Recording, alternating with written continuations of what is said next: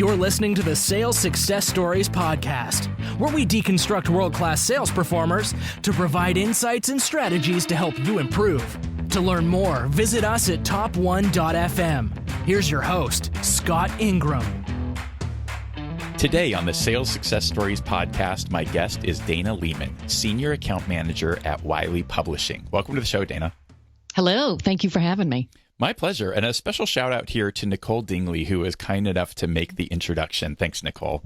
So, Absolutely. Dayna, let's start like we always do with the top 3 things that you believe have contributed most to your sales success there at Wiley.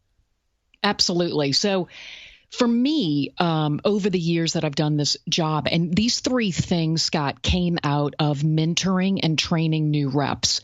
And I see them as more characteristics of new people that start, or just the characteristics of someone in this industry who is successful. So the first one for me, and I think this is so true in our industry right now and for many different companies, is being comfortable with the uncomfortable. And that could be, with a sales situation, with talking with someone, and with your entire industry in general. And we can talk more about that later as well. And then being intellectually curious. And that is something that is either you have naturally. I've always been a very curious person and like to learn. There are times in many of my conversations that I'm not overly interested in what they're telling me, but I can feign that. And I'm careful to use the word fake now in our world, but this could be a little at times. If you're having a bad day, you have to kind of fake it to make it with some of that. But for the most part, that you're an intellectually curious individual. And then lastly, and this can sometimes be faked as well, but passion and energy go hand in hand. And for me, I have a passion for learning. I was a former teacher, so this makes a huge difference. But having passion for your job and how you do it, and this can mean many different things, but at some days you do have to fake your passion for your customer. But hopefully not every day. No, not every day for sure. In fact, most days, I find myself, if I can really get in the zone, I'm truly interested in what they have to tell me, and that I listen because it makes such a difference of how I counsel them. Well, and you said that this came from mentoring. How did that come about through mentoring? Is it that something you learned about yourself just in talking through it, or it's what you saw in others who were successful? How did that come about? Both. When I started at Wiley, I looked at people who I wanted to be like or emulate in some fashion. I'm really good at looking at, I'd like to take a piece from him on this, pieces from her on this, and sort of blend and marry those together to do the things that I think that will not only fit well for me and be successful. And constantly, new account managers were asking me, what are the things? Everybody's always looking for, easy things, or just the top 3 things of how I see success. And I think these are more characteristics of what are needed to be successful for this type of sales job. Yeah, that's fantastic. So Let's talk about what is this type of sales job? Talk about your role and how you got to number 1 there. Sure. So I was working at the time. I was a high school teacher for years, loved education, but needless to say, especially in the New Orleans area, did not get paid well. I worked at an all-girls Catholic school. It was my passion, my heart, but I knew that at some point I had to move out of my parents' home, and I had to figure out a way, how am I going to get paid for something I love? I then left there to work for a finance company, which wasn't my heart. So I started looking, found the Wiley job, and Wiley's motto at the time was helping teachers teach and students learn. And that spoke to me on an incredible level, because then I could combine my love for education with selling, which I knew I was good at, as I have about 15 to 17 years of retail experience, because I started working at 14. So I feel like those blended well together for me. And Honestly, I did not meet success when I first started this job. It's very complicated because it's not a B2B sale. It truly is, you're knocking on the doors, talking to professors, deans, provost. Sometimes if you're lucky, you can meet higher ups at the different colleges and universities. But for the most part, you're truly knocking on doors. They expect you to come, but they don't always like you to come visit them or sell to them. And it's a very unique situation because you're also dealing with the bookstores, you're dealing with online, and our industry is going through radical amounts of change right now. And then in the end, you never sell to the ultimate customer, which is the student. So it's a very unique, complicated, fun, and crazy sort of sale. And I think I figured out all the steps. It took me, I think, about 2 years to really figure it out and be successful. And what is it exactly that you're selling, and what kind of a territory you're selling that into? Absolutely. So I'm based right outside. I actually live right outside of the New Orleans area. Recently, we now have more ground to cover, but generally I have 15 schools, 2 of which are community colleges. And Wiley is extremely strong in STEM, which is science, technology, engineering, and math. And we're also very strong in business, mainly accounting titles. Ironically, as an English major, I did not do well in any of these subjects, but it just goes to show you don't have to have mastery of the content. So basically what I'm helping professors do is find technology solutions, learning solutions, and a plan to help them teach successfully. Now, in the world of education, if you don't have a technology pathway for students, they expect it. That is something that they come, there was a recent ACT survey that almost 78% of students starting college expect their instructor to use some sort of technology in their classroom. So this is standard. And that's what I really concentrate on. And then combined with Wiley Publishing's content to match with their technology. Excellent. And now quantify your results for us. Sure. So I've been at Wiley 16 years. It'll be 17 years this April 30th. It's very strange. I never forget the day because it was the first day of the fiscal year, which was nice because I had a new budget. But I have grown my territory. At the time when I took it over, it was about a $2 million territory. It's now in the $4.7 million range. I have the largest field territory at Wiley. I believe, I've looked it up, there's only been about maybe 4 years, maybe 5, that I had not made my number in this almost 17-year trek. I've been in the top 5 of sales several years, and believe it or not, I was only rep of the year once, but I think that my strength has been constant, consistent achievement. So, so far how we qualify things is I've made my number 4 out of 5 years so far.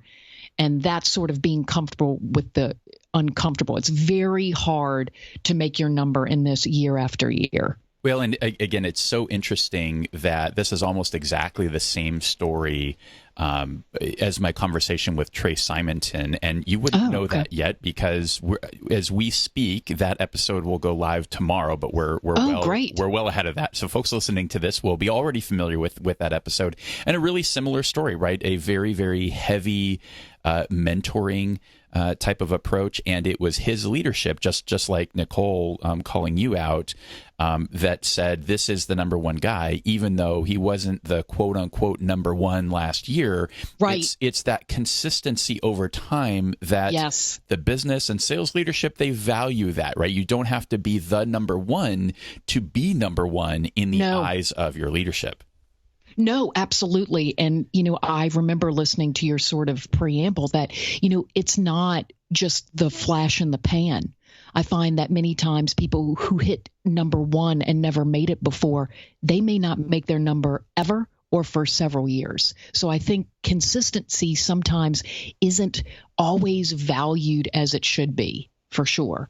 Yeah, well, I certainly do. I'm not interested in. I don't know that there's a lot to learn from those who have won the sales lottery, right? I got lucky. I walked into a mega deal, and I I haven't been able to do it again, that's not relevant. That's not helpful, other than maybe you can tell us how the heck you got in that position in the first place. Right, exactly. I totally agree. Well, and you had also shared that, I mean, just the performance of your territory is sometimes more significant than multiple states. Yes, absolutely. Because I cover 4 different states now, and each one of those, has unique, differences. Some are similar and some are not. I mean, it's really, when I start talking about it, it's really a complicated job in many ways. Yeah, absolutely. So let's go back a little bit to, you started to tease at it, kind of your origin story. So it sounds like your very first introduction to sales was in the retail space. Can you talk about that a little bit more? Oh, absolutely. Let me tell you, I have an unbelievable respect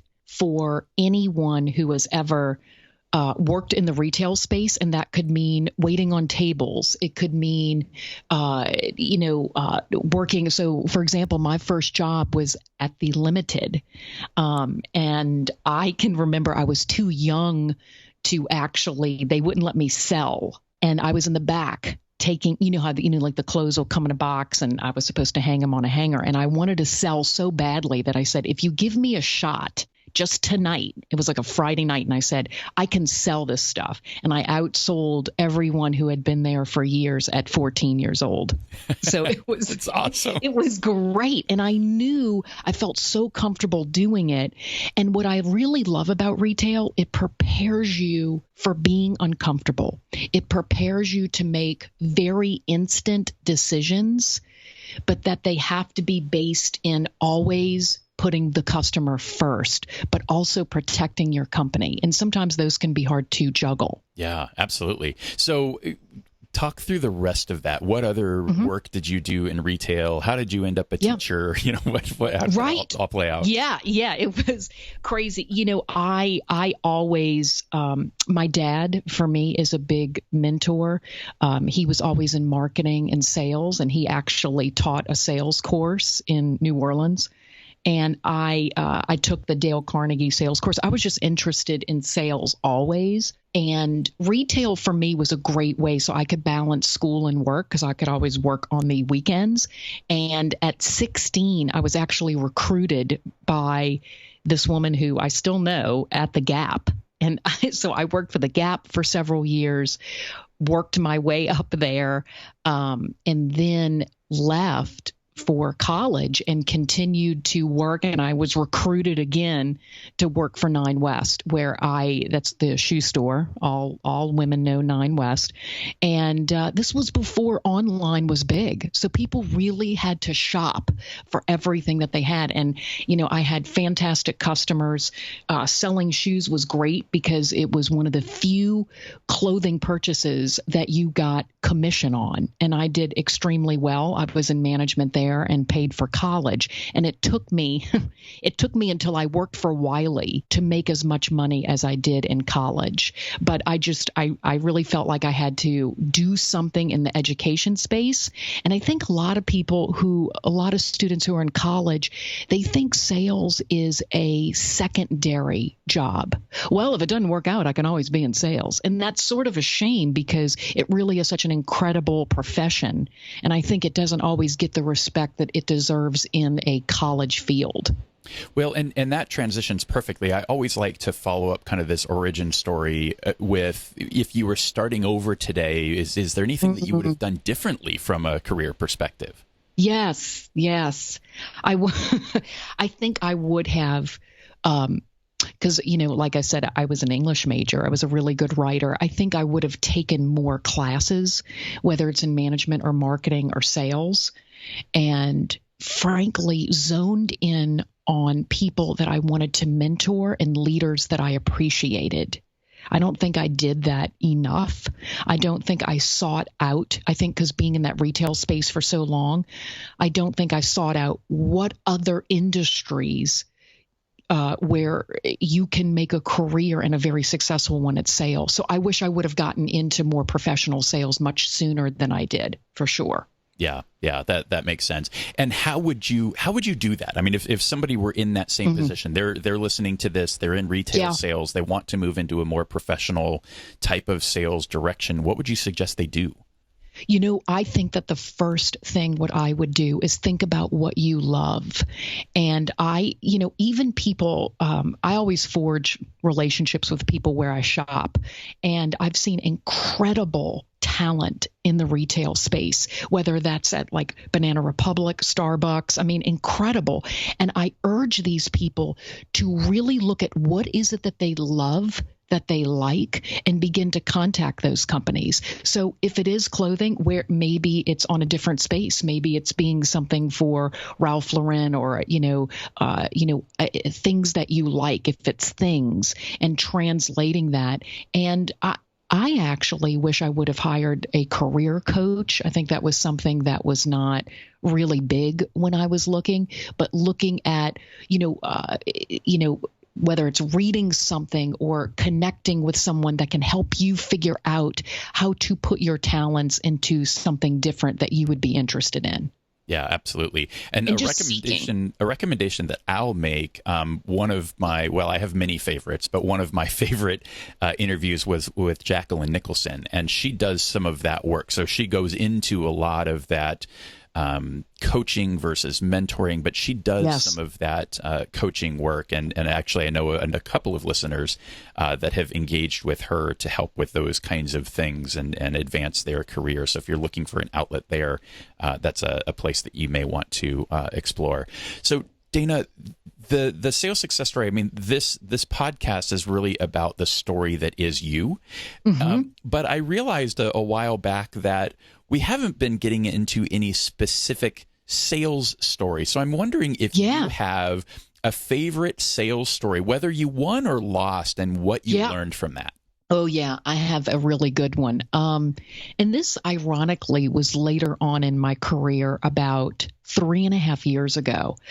I really take it personally as a challenge when someone puts me off, is ignoring me.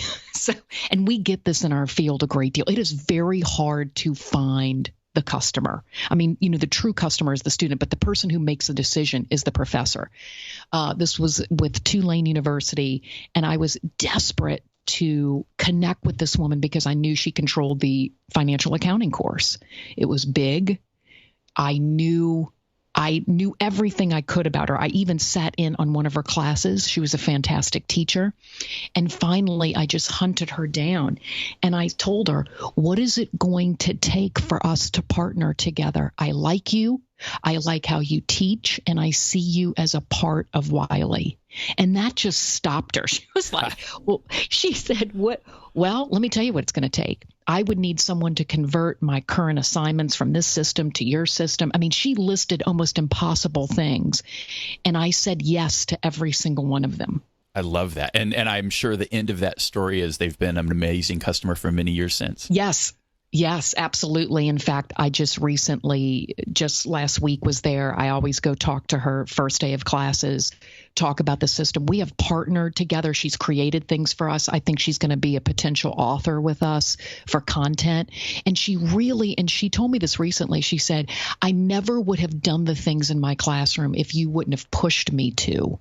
So I think that's the beauty of the story, is that the more I've gotten through my career, I find myself challenging more, which I am a fan of Matt Dixon's The Challenger Sale. I think it is imperative that in a safe way, not in a crazy way, but that we intellectually challenge our customers to want more and do more. And I love that. Yeah, I think that's what I've done for her. So that's beautiful. It was just a great story because I tried for years to get the business and I got it. Yeah. So this is fantastic. And you have been at this for years and seen a lot of success. I'm really curious to know, from an accomplishment perspective, what are you most proud of? Honestly, I am most proud of helping others, without a question. I love the kill of the sale. I love getting a sale. I get, still, even after this many years, I get very excited. And that is a close first to helping new people. So just recently in early December, we were at our meeting, and every new person who walked on that stage and did well, I mentored, I had conversations with, I either talked them off the ledge or I celebrated their successes with them. And to me, out of anything I've done at Wiley, that is what I'm the most proud of for sure. That's awesome. And actually it was heading into that meeting. I happened to be on the same flight with Nicole, and we were catching up at baggage claim, which is a rare event for me. I happened to be on the road for a very long time. So I actually had checked a bag, and she was here in Austin, and it was for your sales kickoff. So that's right. I want to ask a question that I typically ask, but in your case, I want to ask it two different ways. So I typically want to understand the biggest challenge that you face, but I'm also interested in the biggest challenge that you see across those that you mentor, and if those are different. Oh, I'm going to start with the second. The biggest challenge I see among those I speak with and mentor, and it's interesting sometimes, they're not always the new people, but I do find the new people gravitate. The biggest challenge I see is them wanting instant gratification. I think that whether we call them millennials or Generation Z or whatever's happening now, I really think, and that's not a bad thing. I think sometimes we always talk about, millennials want so much so fast. There's good to that. And I think that companies need to really work hard to figure out how they can capture that excitement and keep young people engaged and happy and keep them there. But I find that it's the understanding of the sales cycle of how publishing works, and that everything that you do will be a step forward to really grow a true sales relationship. And so I think it's patience and understanding of the industry that's the greatest challenge for them, for sure. Well, that's fascinating, because I think that, again, I've had a couple of interviews here with folks who have been in their territories for quite some time, right? I look at Ryan Alvord, who, has been at Paychex for 10 years in the same territory. Wow. I look at Trey Simonton, I look at yourself, and I look at where I am in my current role and kind of going into year 3. And, I just read an article recently that was talking about the real value an investment in a sales professional really starts to pay off at about that 3-year mark, right? You're really starting to hit your stride and really starting to make a big difference and put up some really significant numbers. So I think that patience and that time in territory, I mean, I think a lot of other things have sort of come about, but one of my hypotheses going into this podcast, and one of the things that I had seen of the most successful salespeople that I had interacted with at that point was the styles were all over the place. But the one thing that was consistent is they had typically been in the same industry, ideally with the same company, ideally in the same territory, and just benefited from all of those relationships, all of that depth of knowledge. And you get introductions and you get referrals and references and all those things that can be really hard when you first start out. Yes. And I think if somebody can just be patient literally for that span of time, and then, I think what you said is so true. You reap the benefits, because I've also been able to help other account managers in other territories get business, because I've signed authors, I've signed people who are engaged in our technology, who are power users. Nicole Dingley and I work a lot together with customer success. So that's how, to me, it's such a benefit, because I feel like even though I work for Wiley, I feel like I work with Wiley because I've created my own business. And I think that's the beauty. Sometimes new people don't understand that. Just hang on, because this will be yours. It won't just be Wiley's. It'll be yours to have and to hold and to really take care of. And at what point, I mean, how do you temper that patience? Where do you set the bar to say, you've got to wait it out till X to really start to feel and understand that? Yeah, I think everybody has been given a different territory situation. When I stepped into my territory 16 years ago, the guy was extremely successful, but he lacked passion and intellectual curiosity. And so he had gotten these wins, but then he didn't really connect with the customer. So I had to almost, in many cases, start over. So that took some time, but I was smart enough to understand, okay, this is a different kind of sale. And I was definitely patient with that. But new people starting, that's why it's so important to be strategic and understand your territory and work closely with your manager, because then you can realistically set the goals of success and say, is this something that I'm willing to hang on to, or I want to be successful 2 years so I can go on to the next thing at Wiley, whether that's, being in a higher place in sales leadership or being in marketing or management or editorial, whatever that is. Yeah. So coming back to you, what is your biggest challenge? I think my biggest challenge is understanding that, ironically, going back to the comfortable, is that sometimes I feel people always ask me, why aren't you doing something else? And it's sometimes just listening to your own internal voice is sometimes my biggest challenge. You're so good. Why aren't, we've had a lot of change at Wiley recently, and a lot of the new folks about, why are you still doing this? You should be leading people. I said, I am leading people, but I'm doing it without a title. And that's been to let myself be okay with the fact that I've been in this job for a long time, but that I do it very differently than other people. And for many personal reasons over the years, I've decided to stay in this position that long. I've done other things, but this, to me, being an account manager, is the best job here at Wiley. So that's probably my greatest challenge. And secondly to that, our field is rapidly changing, this whole dimension of higher education, and it could go in so many places. And knowing that you just sort of hang on, because in my opinion, Wiley does what we do the best. We don't do everything great. And so it's sort of standing behind, knowing that our intention is good, and just be willing to hang on for the ride, no matter where it goes.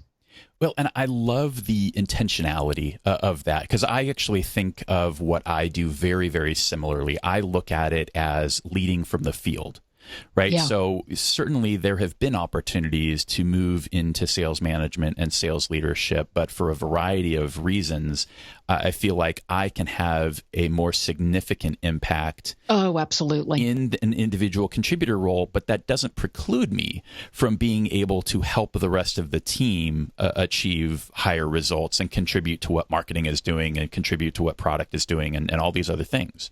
Scott, I'm so glad you said that, because for a short time I was in management, and I did it for about 9 months, and it was awful. It just was not for me. I think it was a complicated situation anyway, honestly. But I felt like I had lost all my power. It sounds strange.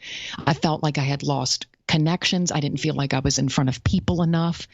And I think we're doing better to try to address how that doesn't happen.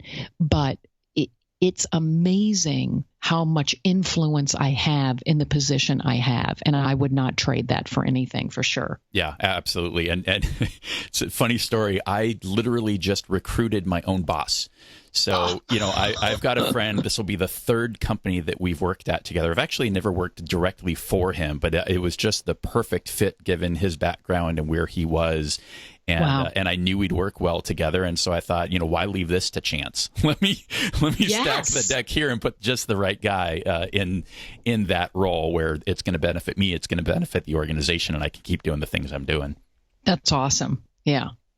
So let's take a turn here and dig into just routines and habits and things of that nature. And I've learned to always start this sequence with just an understanding of whether you consider yourself to be a morning person or more of a night owl. I used to be a super morning person because I was a teacher, and, I would leave the house at 6 a.m. I progressively am not so much of a morning person. I really hit my stride from noon on. I especially in this job, you have to do emails. So it's almost like having two jobs in a day.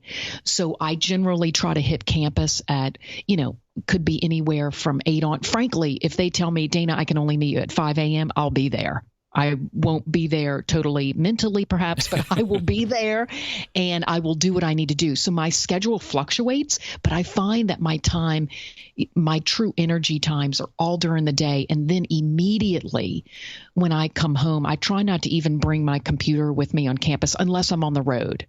But I'll immediately go back to my hotel room. And when I'm on the road, I work more and I hunker down. And immediately, I think that has been the secret to my success, is immediately getting back with people. So I really turn it on from like 5 to 8, big time, because people are so impressed that I got back with them. It's very fluid in my head. I'm still very passionate about it, so I get it out. And some days may not be like that. If I have, personal things going on or anything like that, I will definitely stop something. I don't work as much as I used to work. I'll be honest with you on that. I still work every Sunday. I think it's a necessary thing in this job to get your week right. But I've learned, I think, over the years, and now I've mastered it in a way that I don't have to work quite as much on weekends. Well, and I think that's the benefit that comes with the time and territory and things like that. So talk about, what are you doing in that 5 to 8 p.m. window? So basically, when I'm out on campus, instead of taking so many copious notes, I've learned over the years that really listening and figuring out what are the action items I need to do to get this business, to close this, to get them closer to yes. And so I think that as soon as you can jump on any excitement, or frankly, any fear or any lack of commitment on their part that I can change, I will do it. And I think a lot of sales professionals really miss out on immediate action. And so during that time, I'm really organized because I take, it's almost my to-do notebook. I actually still take notes on paper in a small notebook, and I also use the recording device on my iPhone. And I'll be walking across campus and just generally using a dictation device, speaking out notes of things that I felt about how the conversation went and how I need to respond.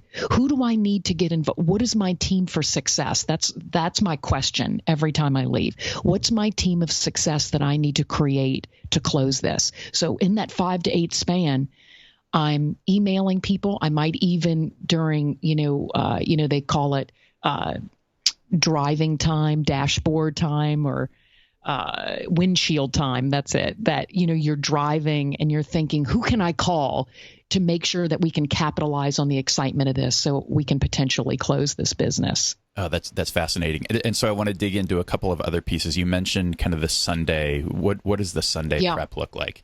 Well, the Sunday prep is, sometimes I do it in the morning, sometimes I do it in the evening to make sure, because in my business, people cancel on me constantly, or I'll show up somewhere and they're like, oh, I completely forgot we were meeting today. So you have to have other, I call them anchor calls.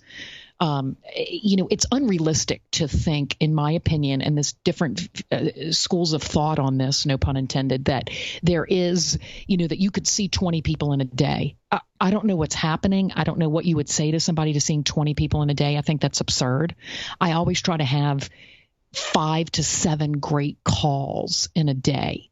And sometimes it's not that many. Some of my best, most accomplished days, I only talked to 4 people, but they were extraordinarily great calls, sometimes lasting an hour, hour and a half or more. And so, to me, that's the power of planning, is that if that person doesn't show up, that that you have a plan always, a framework to work from. Oh, okay, so this guy didn't meet with me. I'm going to go across campus and talk to the engineers, or always have something to do, which I think I've been very good at. Well, and let's continue on that, because I find that managing the travel days is often its own challenge. So how do you tackle a day on the road? So basically what I do is I take a look at, especially when you start like a semester, because that's how we work in school, semester times, is taking a look at, what are the dates that they have to make decisions by. So for example, I have one school that makes very early decisions for fall. And what's weird about our sale in a way is that it's not immediate. So I'm already working on what students are going to be using in the fall of 2018 or even beyond. I'm looking at 2019 and even 2020. So I have to figure out quickly what schools make decisions quickly. So if their decision dates are in late February or early March, I'm going to go to those places first and plan travel accordingly to that.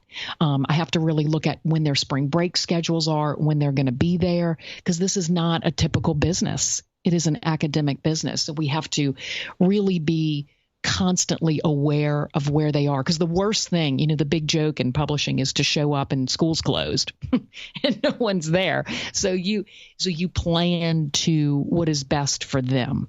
And just emailing people and saying, and that's what the Sundays are about, or, oftentimes I'm very productive on Fridays in my office. What days are good for you? And I'm very honest with people. We need to meet so that we don't have to keep on meeting. And I really think I've been better at that over the years, is defining the time we have together.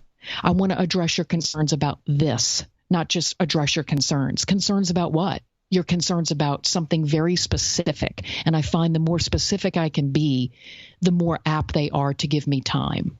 And so you're setting that up as sort of the agenda and the reason for the meeting. Yes, absolutely. And then I always end with, if you think anyone else should be involved in these conversations, or you think I need to meet with anyone else, please let me know. I usually know the players, but sometimes you're wrong. And that's what's interesting about this business. And that could change. The people that you thought made the decision don't make it anymore, or they're gone, or they left, or they're leaving to go to another school, or they're getting out of academia. So you have to, things constantly change. Yeah. So I have so many questions. Yeah. What does your sales cycle look like? And what does the close, where does that happen? When does the contract get signed? Yeah, absolutely. God, I wish there was a contract. So typically right now, we are having conversations with professors about opportunities that will not materialize. In other words, whatever I'm selling them will not even be purchased till late August of fall of 2018. So, for example, if I'm calling on a physics professor, and that's generally a 2-semester course, they might be making decisions. They're already talking and meeting about what technology they want to use. Do they want to change the syllabus or the course description in any way? And generally committees are formed, and you have to figure out who those committees are and meeting with all of those people so that you're in the fray. There's not that many competitors in our business. It feels like there are more because the big competitor now is actually making a decision to do nothing. And that's scary. Is just to keep what they do, or not to use any textbooks at all, not to use any content, not to use any technology platforms. And that is really about being comfortable with this uncomfortableness.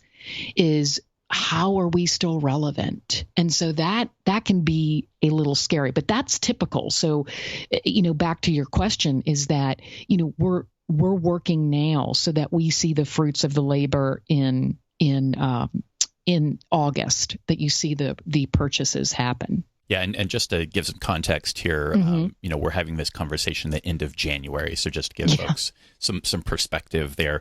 So I also want to go back to the outreach and the reasons for your setting the meeting. What works in this day and age for you in terms of getting those appointments?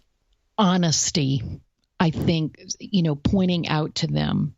I see the cost of what your students are paying now. I have talked to other people that your colleagues. I know the pressures of the student body right now at that particular school. I think it's really important in this kind of sale to be aware of the environment. So, for example, here in Louisiana, we have a scholarship program statewide that could end. So I have to be extremely cognizant of price.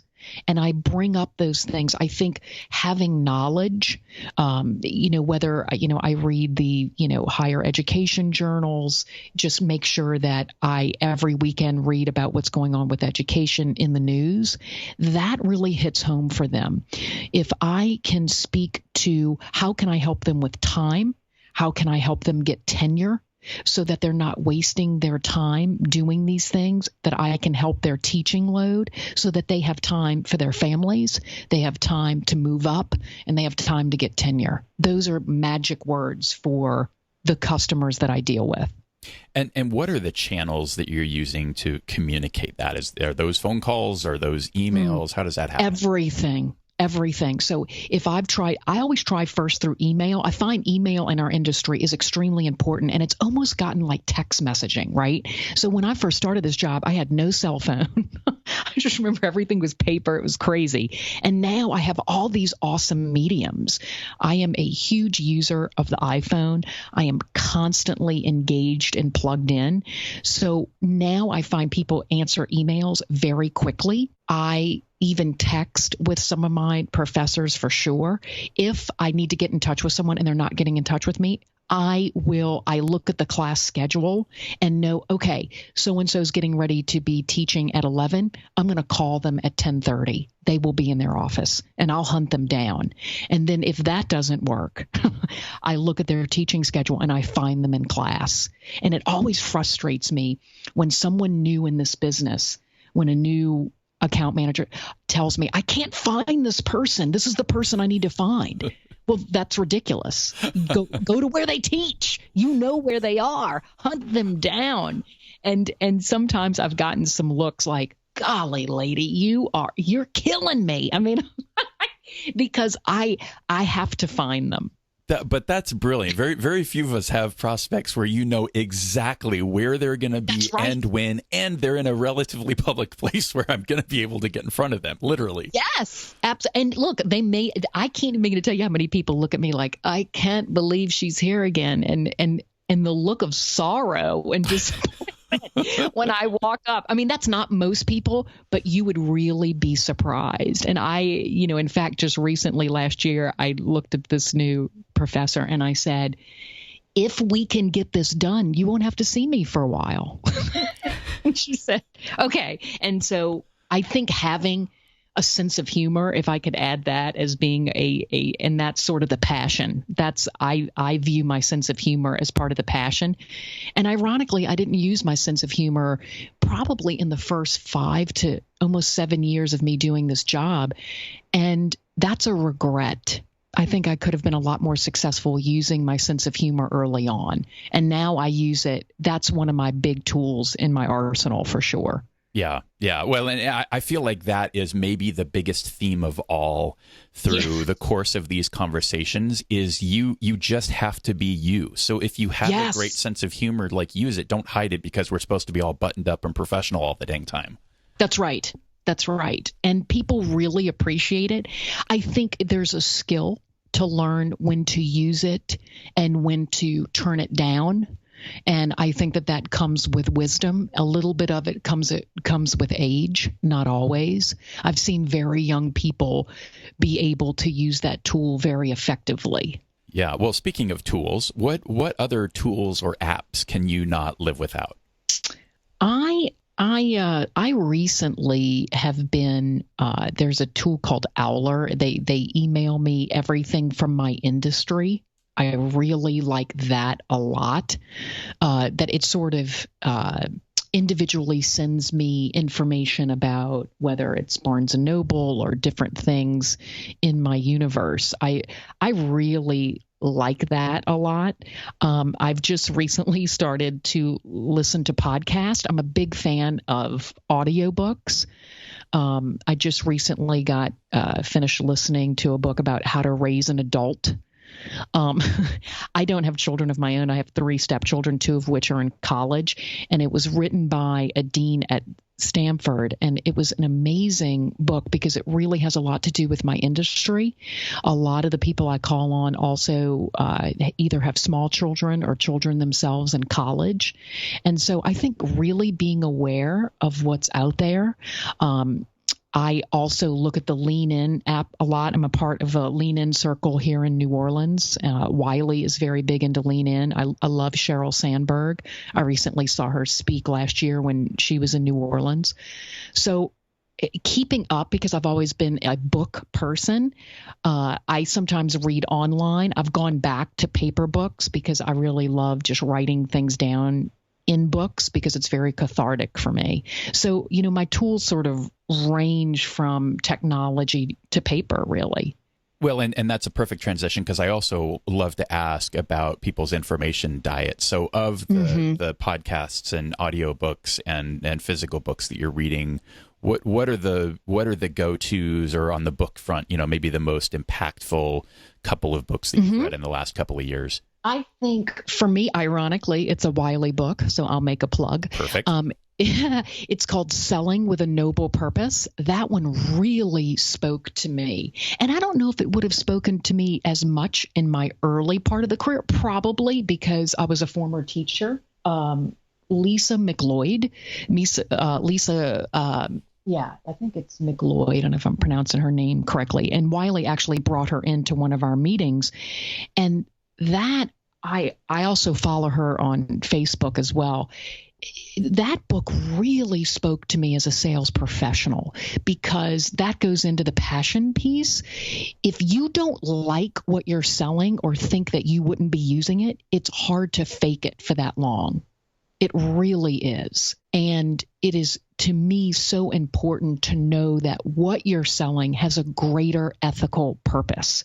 So that book was amazing to me. I think that was one of the, I really enjoyed Matthew Dixon's Challenger sale, but the Selling with a Noble Purpose, I think for my industry really spoke to me the greatest. And I also got finished reading, I forgot who the author is, of Grit. You've probably heard of that book that was out. That was really great for me and starting to read more about women in leadership and empowerment for sure. Yeah, great stuff. So let's continue because you just made another natural transition. You're making this very easy for me, Dayna. Oh, good. So we've talked about Challenger. You talked about selling with noble purpose. What is there a sales philosophy that you subscribe to? Yeah, I think that the philosophy is, if it's not good for them, it's horrible for me. It really is. But I've also learned, I was really thinking about this yesterday and thinking about our conversation together. I have people who are not immensely, I don't think anybody's ever 100% happy with anything, but people who I know would not leave Wiley because of me. That's the philosophy, is the connection. I think there is times when people would love to see us improve something, whether it's in our content, whether it's in our technology, but they make a decision at some point to say, I'm sticking with you because I know that this will get better and that Dayna will challenge me to think in a different way, and she's going to make it happen. So if there's a point, and sometimes that's happened, where people have had to leave me, and I say, we'll be back together at some point. We will be back. And ironically, I start a lot of my presentations with saying, you shouldn't take business personally. I take business very personally. I do. Not in that personal way that, I'm going to be upset or angry with you, but I take it on personally that ethically, I'm going to do the best job for you that I can. Because you're doing something very important. You are educating the next leaders, the next doctors or nurses or accountants, people who make very important decisions for people. So I take that on very personally. Well, I know you just paid for a brand new microphone, but I feel like you should just drop it right now. Awesome. I'm really liking this microphone. I'm going to keep it. There you go. Well, so Dayna, and I don't know if this changes the answer or if this provides just a different color on that statement, but I also like to ask how you would describe your style in that approach. Yeah.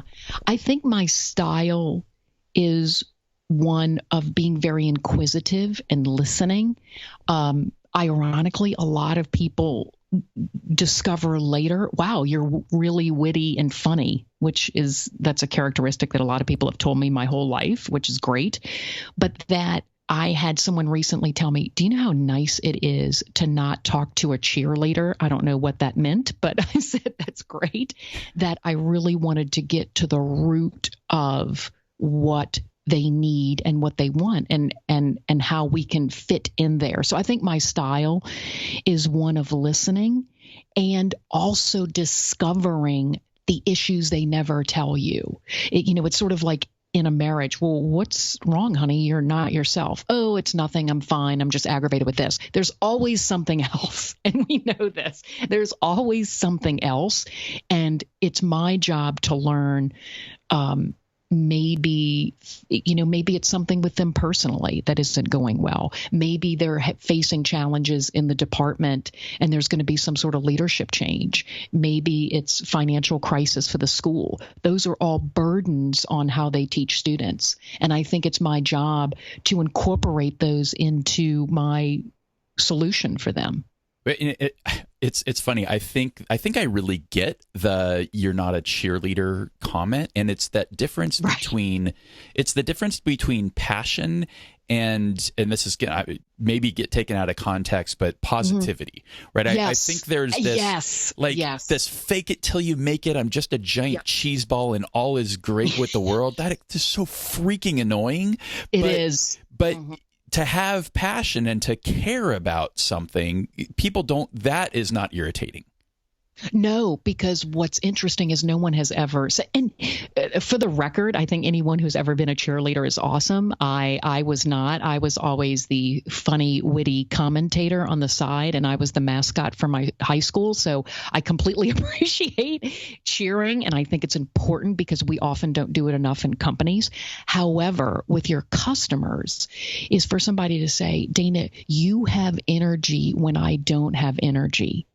And that is really important. And a lot of people tell me that, God, you have a lot of energy, which is weird because when they say that to me, I'm often very tired. It's just my personality that comes out through that and my willingness to do the best job for them that I can.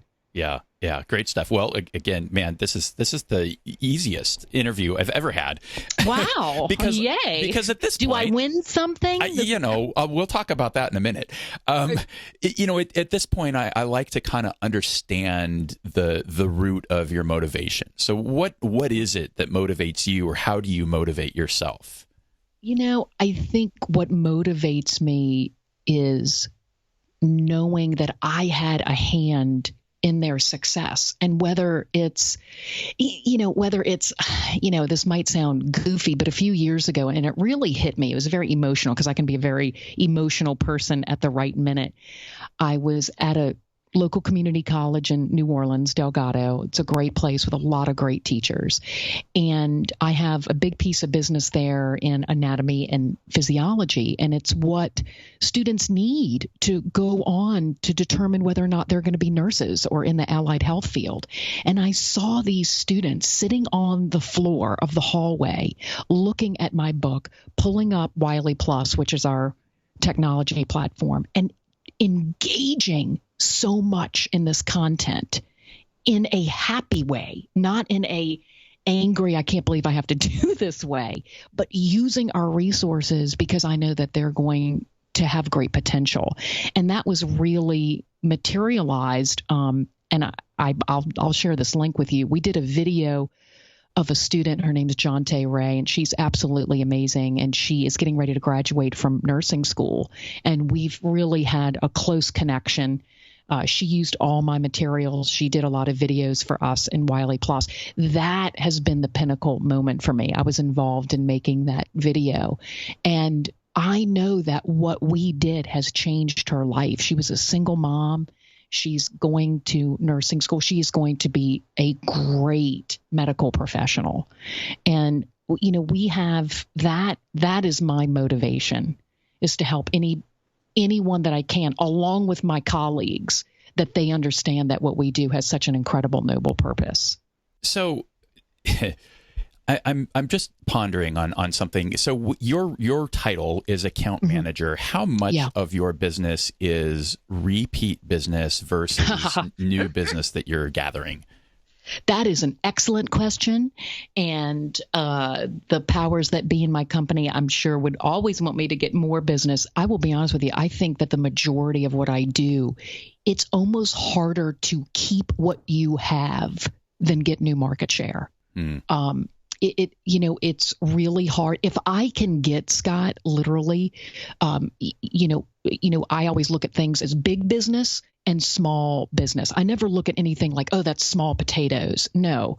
But big pieces of business where you have a few hundred students every single semester buying something from you. That's what you want. That's what you go for. Those are battles. Those are sometimes often wars that you have to get.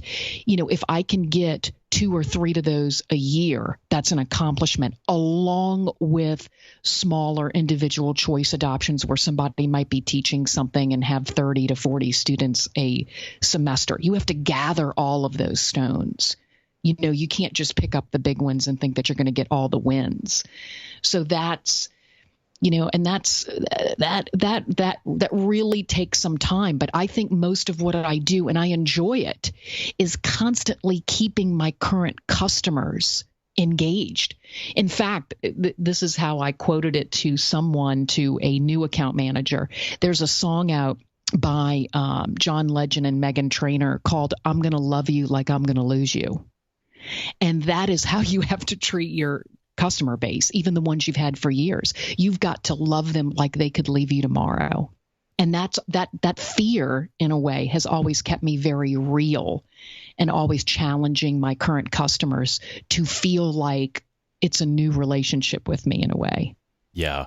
Well, and what I'm sort of connecting the dots on, and maybe it's just speaking to me because it's a lot of what drives my own motivation, right? But being connected to the results and the success of your clients. And I wonder if that lends itself better to those of us who are driven that way, being in more of an account management type of position, because I mean, I've done all kinds, right? But it's one thing to bring on a new account and sell them something one time and then, sort of paint this vision, but then sort of hand it off to somebody else to deliver and not really have any association with them beyond that. I mean, granted, you typically do, and you're reaching back out and kind of following up, but by and large, you're not. And I really like the opportunity that I'm in now, where, I work with 15 very, very large, I think they're nearly all Fortune 500 enterprise accounts. Wow.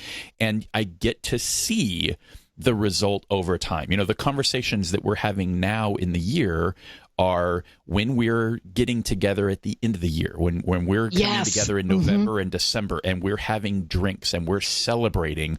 What are we celebrating together, and helping them get to that point? And a lot of times, and also getting very, very personal about that. I was just on site with a client in Madison last week and was asking them late into the evening, just understanding their compensation and how do you get paid? How do you make money? What are, how are you measured? What's the next step for you? Where are you trying to get? The more you can understand and impact those things, to me is incredibly rewarding. And when you do all of that stuff, the dollars come.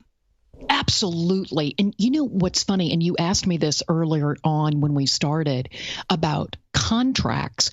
Well, our business really isn't contractual. I mean, it's kind of crazy how hard we work, but I do create my own, and I call it a service contract. It's a partnership.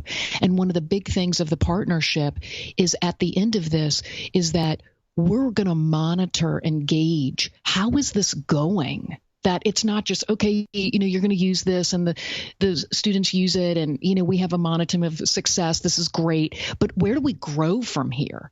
Is it the success that you wanted? And if not, how do we get there? Is that really doing after the semester? Is that we take a good look, where are you?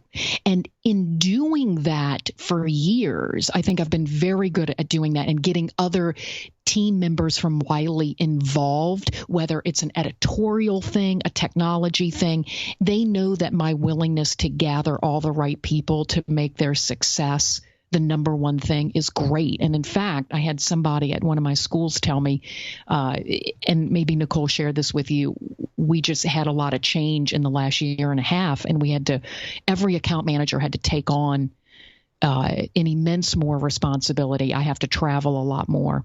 And one of my long-term customers, she just looked at me and she said, just go out there and get other business. We're fine. Whatever we can do to help you to get more business at other places, we will do.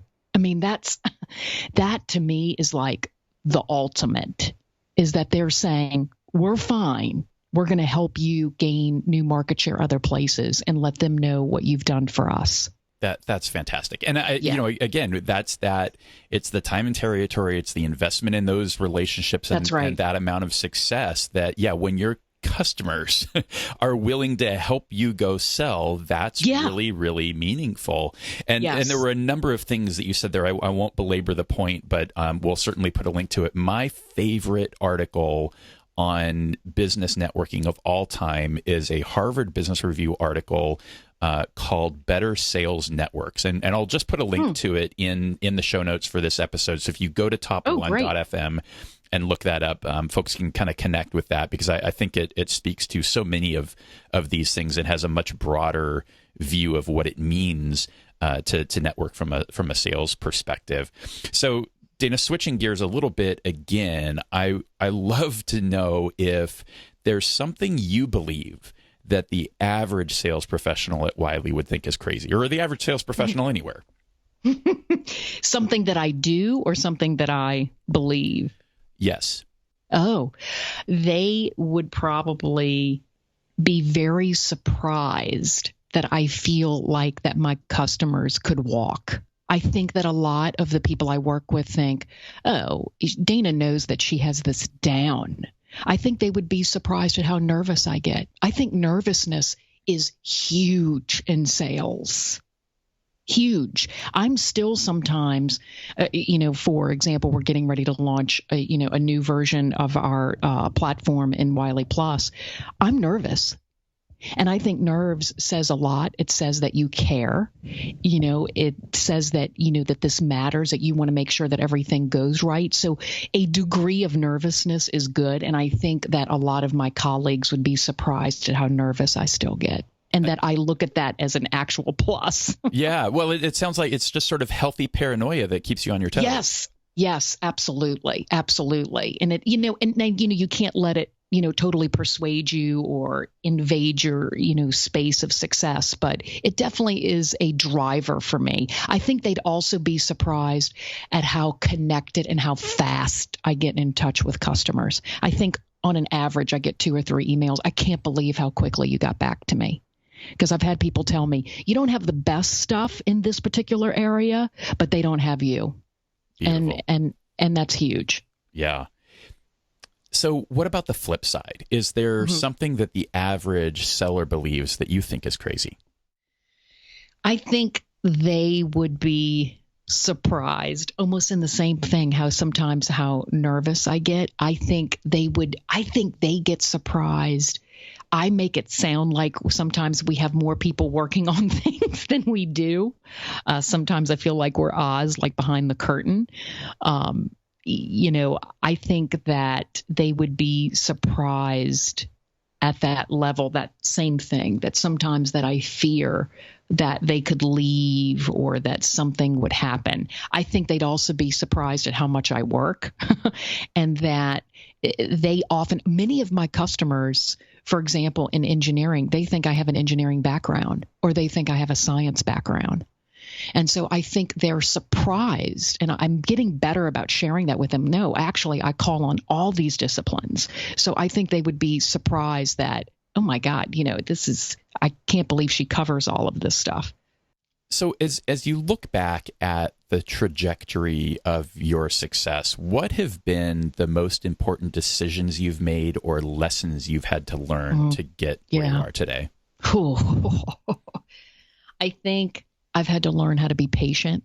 I think I've learned, honestly, one of the biggest lessons, and I'll share this with you, is to really like yourself and like who you are. I think when I started at Wiley, I wasn't sold on me, and I had to figure out what that profile of what I was going to be like as a salesperson. Ironically, I didn't think I would be good at this.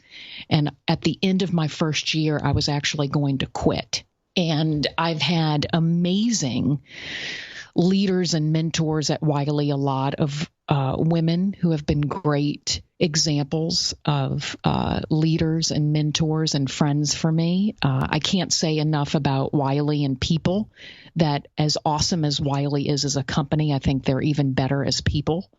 And so that's the biggest lesson, is to really like who I am. And that early on, when I started Wiley, I guess about 5 years later, my husband was diagnosed with cancer.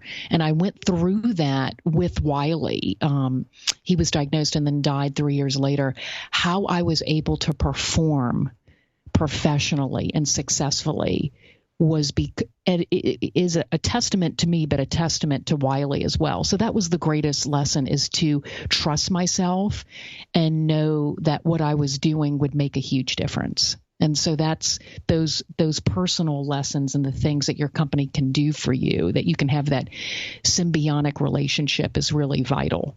Wow, that's really big. And it also speaks to, I've been kind of reading more and more on the sales Reddit and looking at a lot of the questions there, and people often are asking about, am I in the wrong spot, or, this is happening to me in my job. And, I think you have to be aware of who you're working for and whether or not they're the right partner. And do they actually care about you? And it sounds like that's just the ultimate proof point there, in that you've got a great partner in who you work with there at Wiley. Yes, and understanding there was a time that I felt like it was all them. They were the great ones. And, there was this woman who used to be at Wiley, Bonnie Lieberman. She's amazing.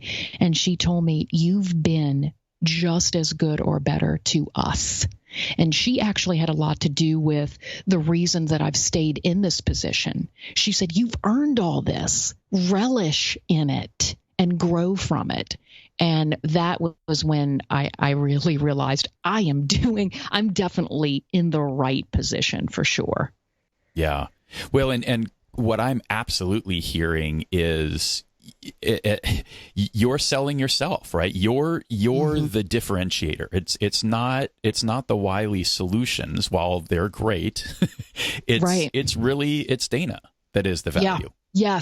Yes. And, it's funny that you say that. I had somebody tell me a few years ago, when I said, so what does the short stack look like? And in our industry, that's who are the people that you're considering for this business, right? And they said, well, we're looking at Pearson, we're looking at McGraw, and we're looking at you. We're looking at Dayna. It's like, wow. Yeah, I wasn't aware I had my own publishing company, but that speaks about, and it's not just because they were speaking to me, that this was sent around in emails, that they didn't even use Wiley. They just said me. Wow. And that's huge. Yeah, absolutely. All right, so that's a good kind of pivot point. I want to hear, this is kind of the soapbox portion where you get to just dispense of advice to those listening. And I like to break it into two pieces, starting with the advice that you would give to someone that's just starting out in sales today. Wow. I would first tell them to be patient, to be extremely hungry, and really a big one that I think a lot of people forget about, Scott, is to be humble. And to really look at other people, not just where they work, but other people that they know, whether it's in a sales job or something else, about how they gained their success, and to talk to those people and walk right up to them. That was one of the things I did early on when I started Wiley, is I found out who were the leaders and the drivers of sales success in our company. And I walked right up to them And I just said, and one of them is Mary Jo Mackesy. She's absolutely amazing. She's been with Wiley a long time. I said, I want to be around you. I want to know what you do, and I want to know how you do it. And she was kind enough for many occasions that we've had great conversations and we're personal friends to this day. But to seek those people out, even if it's uncomfortable for you. Not all great salespeople. I'm very extroverted. There's a lot of great salespeople who are introverted. And I think recognizing that you can have all different facets of your personality, and actually, if your personality is different than someone else's, that you can still learn a great deal. Another woman that had been doing this a long time was very introverted, and I learned so much from her about how to be patient, how to be a good listener, and how to give back in many ways. So I think it's paying attention, asking a lot of questions, and sometimes feeling very uncomfortable, I think, is what I would tell these people. And to give yourself room. Failing at sales is hard to do if you don't try. Even our job is so hard that even sometimes I find that mediocrity can be somebody else's best, but that I never settle for any mediocrity at all. And I think taking it on personally for a young person who's starting off in sales is just vital, is really making it, a part of their soul for sure.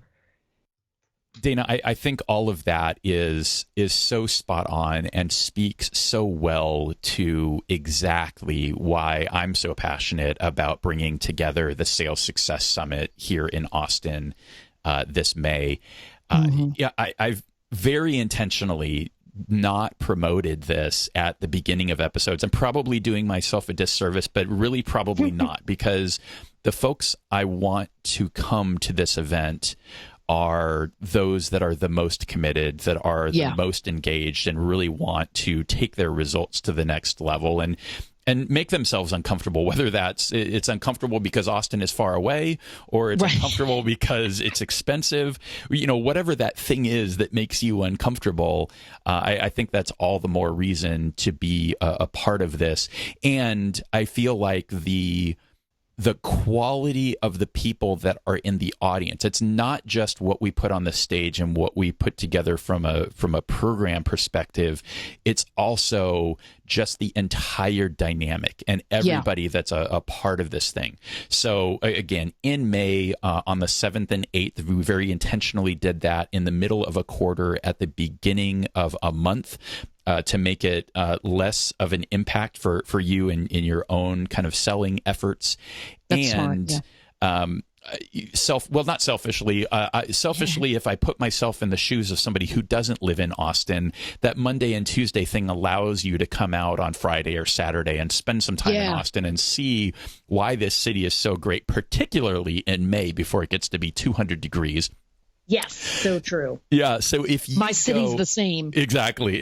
New Orleans, totally. So if you go to top1summit.com, all of the details are there. I was just telling Dayna, and she's going to be there. She's stepped up and committed and going to be a part of this thing. I've intentionally left a giant chunk of the program empty. We've got a good part of it built out, and you can get a feel for what that is.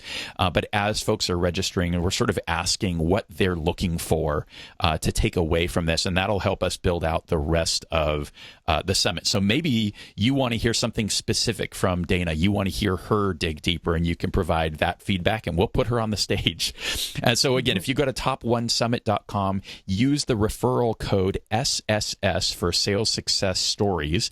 That'll get you a $150 discount right off the bat, and we would love to see you here in Austin. I thought this was the perfect place to talk about that. Great. Given the advice that Dayna's been sharing here. So Dayna, let's continue that thread. I also like to ask about the advice that you would have for somebody that's a little further into their career. They've been patient, they're more established, and they're either struggling or they've done well, but not, or they're good, but they're not great, right? They haven't gotten to that next level. What do you suggest that they do to break through and get to that next level? I think in some ways, if they haven't realized it, I'm a little worried. It depends on how long they've been there. If they want to break through and be great, I think they really need to start looking at this question. Is it a job for you, or is this your career? And I think that's a huge question. I decided a long time ago that sales was going to be my career. I think there's too many people that stay in jobs for too long and say it's my job. Not that the word job has such a, bad reference, but I think for some people, it's just a thing that they have, that they make money and that they provide for their families or do what they need to do in life. So I think they need to ask themselves, if this really is your path and it's a career and you want to stick with it, I would suggest for those people to read more, get more active, maybe join some sort of leadership circle, maybe read more, connect with people who have that success, and ironically, even connect with people outside of their industry. I think too long, so many people just take on, well, I talked to so-and-so and they've been doing this for so long, but to talk to somebody that might be selling a service instead of a product or vice versa, something different that you can gain ideas. And then secondly, they may need to ask themselves, Scott, should I be doing this anymore here? What is it that you think has stopped you from being great and meeting that success? Because maybe you're not getting to these drivers and maybe you just don't want to be there anymore. And that's a hard question for people to ask themselves and to hear themselves answer that question.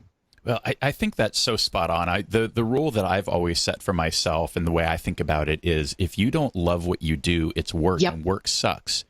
Yeah. So, it's finding that passion. And sales, there's so many different things in sales, right? So just finding the right alignment of, is this a company or a solution that I'm passionate about, or an industry that I'm passionate about? And then even inside that company, there are so many different roles, right? Maybe you want to work in account management. Maybe you want to work in business development. Maybe you want to do new logo sales. Maybe you want to manage a team. I mean, there's so many different ways that you can kind of take your skill set and what you're passionate about and find that right fit. There's too much opportunity out there to really settle. Agree. Yeah, absolutely. Yeah. What would you want to know about top sellers in other organizations? I would want to know how they view it with new lens, or fresh eyes, so to speak. What do they do? What do they read? Or who do they talk to? Or how do they? Because sometimes, I say to myself, God, I've been doing this for so long. Am I tired? Am I doing this in the right way? Am I doing it in a more modern way?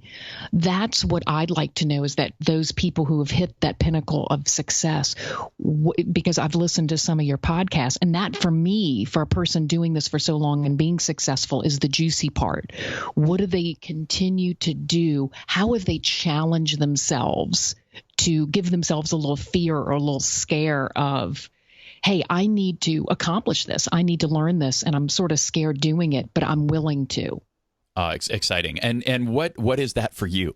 I think for me is being better at probably demoing technology, that being comfortable at doing a few things. I have the connection with the people down so much, and just being uber prepared, which I'm good at doing.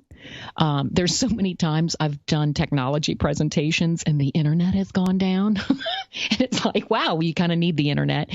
And I'm always very good at selling off of PowerPoints. It sounds strange, because my connection with people is so good that I can have them buy into what I'm telling them, even if something's not working technology wise. But I would like to get better at doing 4 things at once well instead of 2. if that's possible. Well, and it reminds me, speaking about that diversity and just getting input from people in other industries and other roles, and certainly something we try and do here, something that is on my radar for the person listening to this. If you know an absolutely killer solutions consultant, where that's their role, right? Defining number one in that space is a little bit tricky, and that's why I struggle with that, because that's kind of the benchmark and the bar that we have here. But would love to talk to just an amazing solutions consultant that is their world, and I'm sure there's a lot that we could learn for those of us who do our own demos and things like that. So if you have one of those, you can just send me an email, send that to scott@top1.fm, or email me for whatever other reason you want to. That's often the best way to reach me. So Dayna, who is the most successful salesperson that you know personally? Probably, I'm going to say two people. One is my current manager. She's getting ready to go into another role. Her name's Catherine Murray. She's absolutely amazing. She's a great, in my opinion, she's like the utter grace of professionalism. And then second, that woman that I mentioned, Mary Jo Mackesy, she continues to amaze me with what she's willing to learn. She's been doing this, I think, far longer than I have. Maybe she's been at Wiley 20 years. I don't know. The risks that she's willing to take and to get involved in things that oftentimes she may not know anything about is just unbelievably extraordinary to me. I think on a personal customer relationship, Nicole Dingley, who you met, she has an incredible gift of being positive and using words that really hit at the right minute and getting down to customers' needs. She's a fantastic salesperson too. Yeah. Well, speaking of Nicole, she told me that you have one of the best personal brands she's ever seen. Why do you think she said that? I think, I laughed when you first told me that. I'm like, why is that? It's sort of like I've learned something, and this is not to sound braggadocious, but I know that I have a lot of sway at Wiley in terms of, hey, let's ask Dayna this. It was like that old, commercial for Life cereal. Let's have Mikey try it. They'll do it. I've always been sure, I'll try it. Let's do something different. Let me get feedback. I think because I say yes a lot. I'm getting better at saying no to some things, but I say yes to people a lot. Hey, Dayna, can you talk to me about this? Can you help me with this? Yes, because I love to do it. I think because I'm willing to do crazy things in front of people. I'm a little extroverted. I'm a little quick and witty. So I think that's established myself as somebody, I guess, who has a personal, strong brand. That was so nice of her to say. I think treating people with respect, it sounds crazy to say, I don't think people give of themselves enough. I know a lot of great salespeople that are, lone wolves, so to speak, and operate on their own and don't share. I think that's a crime. There is so much to share and to give to other people. And I find the more I give, the better I am at sales, without a question. Because the more confident I am. So good. And again, that's just the emergence of, it feels like the most consistent top performers that I have talked to are those that give the most. And it's it's that giving. It comes back so much more. When in talking with Trey, he talked about some of his own benefits of all the mentoring he does. And he said, it serves as another form of accountability. I can't mentor somebody and give them all this advice and then go home that night and go, ooh, you know what? I'm not working as hard as I need to on keeping my own pipeline strong. That is so true. When I hear these new people and they talk about what they've done, I'm like, oh my God, I'm going to, what am I not doing? And I love that. I love to get challenged with new, and it's not even just about young, people have been doing this for a while, whether it's not about age, it's just about an inspiration, an idea, some energy that they have that I didn't tap into. And I'm like, what? I've got to make sure that I do that, because if people come to me, it's sort of that thing of, if you're going to talk the talk, you have got to walk the walk. And that really inspires me at the end of the year. Like, am I going to make my number? Because a lot of people are counting on me. Not just me, but for me to be successful and continue to mentor and to help others, I have to be successful. Yeah. Any other thoughts that we haven't already talked about on the mentoring and mentorship standpoint? I think, believe it or not, realizing that if you don't have a connection with someone, I had to recently tell someone, I think you might be able to connect better with so-and-so, and realizing that you cannot be everything to everyone it's just not possible. I've always been told my whole life, Dayna, everybody likes you. Who doesn't like you, but sometimes you won't connect with someone, and that, in your years of doing something, or the connections that you have, is realizing that someone else might be a better help to someone than I would be. Love that.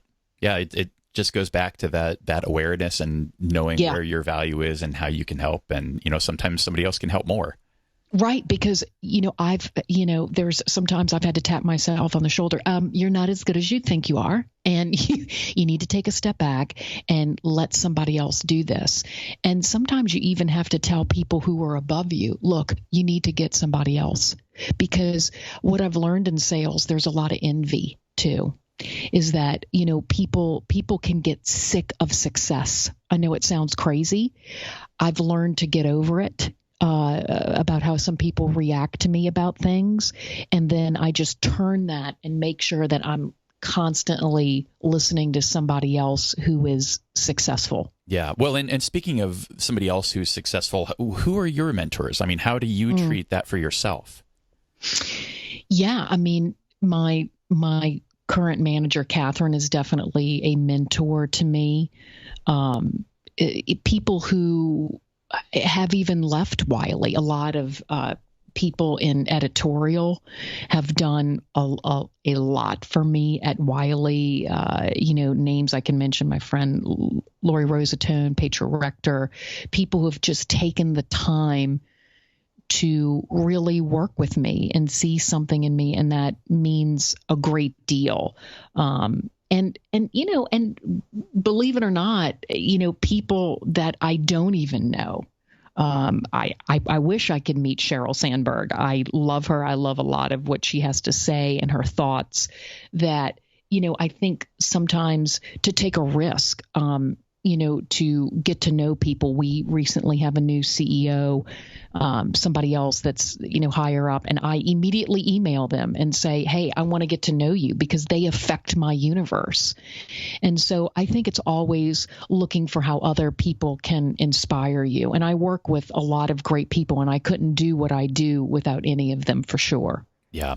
Well, and I think that you made a really good point there in Sheryl and some others, in that you don't necessarily have to have this one-on-one conversation with somebody to benefit, right? You could read their book. And Elaine, a lot of times the way I think about this show is mentoring at scale. Yes. Right. You and I get to have this conversation one time. This is a big chunk of time that you probably can't give up over and over and over again. But thousands of people are still going to be able to benefit because we had this conversation once. Absolutely. And something else I would like to mention is, when you've gained that kind of success, I just recently got involved with the high school that I went to outside of the New Orleans area, and they put me on their advisory board, and we're in the midst of a strategic 5-year plan. That has been huge to me. I think when you reach a point in your job where you can take your skills, take the respect, that personal brand that I have at Wiley, that personal brand exists outside of your work universe. And I think if you can find ways to give that back in other parts of your community. My big thing right now is women empowerment and leadership for young girls. Probably a lot to do with the fact that I was a former high school teacher. And if I can do that, I've seen myself do it at Wiley, and I want to do that on a broader scale in my community as well. Beautiful. Well, this is where we get to try and tie a big bow on all of this. So incredible conversation. Thank you. I want to see if we can make this actionable. So we release new episodes every 2 weeks. So I would ask, if you were to create a 14-day challenge for the person listening to this, what would you have them do to improve themselves and improve their sales results? Absolutely. Get outside of their comfort zone. I would, whether it's figuring out who they might emulate, whether it's going to the bookstore and looking at different books, but I would say for 14 days, and I'm not exaggerating, is keep a small journal with them, or they can use their notes on their phone. You know, there's that notes app on the iPhone, is to ask questions to their customers that at one point may have made them feel extremely uncomfortable. And really practicing that. Practice it in the mirror, practice it when they're driving, is how that comes out of your mouth and how that sounds like to you. Practice it with your partner, with your husband, your wife, whoever, your friends. I think it's great to have a few drinks on a Friday night and say, how does this sound? Does this sound too much? Is that, you know, if you're not getting somewhere and you need to accomplish something, sometimes I'm really surprised of something that was so simple that I didn't do and that I got through to a customer. But you have to write these things down, whether it's typing it up in an email, even to yourself, recording it on your phone. So I would say for 14 days, talk through a difficult conversation, questions you don't normally ask that may have made you feel uncomfortable, and figure out how can that be comfortable for the customer. Dayna, this has been so great. Thank you so much for all of your time. I can't wait to see you and meet you. Yes, I'm excited. In May, that will be a blast. For those of you who are ready to commit and ready to come join us, go to top1summit.com. Don't forget to use the referral code SSS and save yourself some money. And we will be back in 2 weeks with another great interview. Thanks again, Dayna. Thank you. It was great. Appreciate it. Thanks for listening to the Sales Success Stories podcast. To be sure you never miss an episode, and for an invitation to our sales success community powered by Influitive, subscribe to our newsletter at top1.fm.